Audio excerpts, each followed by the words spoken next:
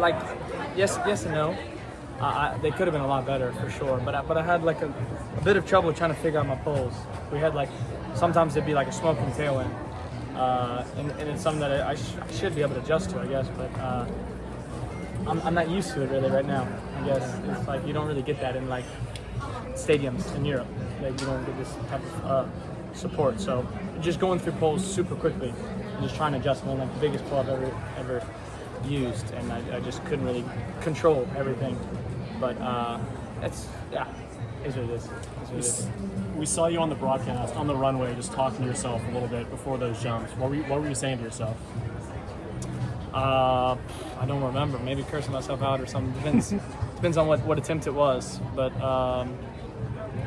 yeah, just hyping myself up, I guess. I think so. I really have no idea. A little bit of swirling winds out there. Would you feel those at all? Yeah, for sure. Sometimes it came just unbelievably good, and then a few of the times it wasn't as good. I really was excited to use the pole that I was on my last attempt, and then it wasn't really as good of a wind as the first two attempts, which was a bit unfortunate. I started running out of time too, so that was a bit shitty. But I could feel that it could have been big, but whatever. Your last attempt, was that the longest pole that you've ever used that you mentioned? Stiffest. So yeah, but it was, yeah, but yeah, it wasn't quite as good of a wind or run as the two previous attempts. But I'm guessing Monaco's the next meet for you. Yep, Monaco. Exactly. Even if it didn't go, as good as you could have planned, as good as you would have planned, like, did it at least give you some takeaways heading into future competitions? Yeah, always. I learned a lot, and I love jumping in different type of environments and different type of setups. I think that's really important. You can't just be over in Europe and do those kind of competitions. I think it's nice to come here, and it's a super awesome place to jump. Honestly, crazy track, crazy atmosphere, and everything.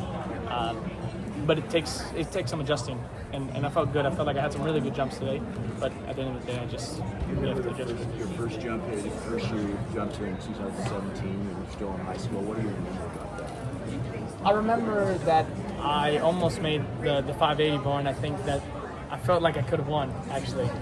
And but I got fourth. Yeah, I got fourth. But it gave me a lot of confidence too, because I was like a really young, just a junior in high school.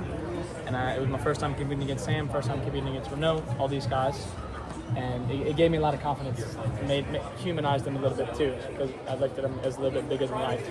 And I felt like they were very beatable that day too, and it gave me a lot of confidence for the future. So a lot has changed since then, which is pretty surreal.